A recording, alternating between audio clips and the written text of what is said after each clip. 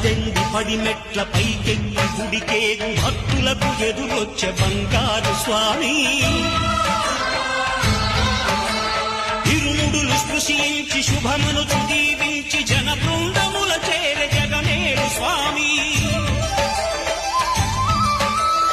తన భక్తులను నిల్చు తప్పులకు తడబడి ఒక పక్క ఒరిగెన ఓంకారమూర్తి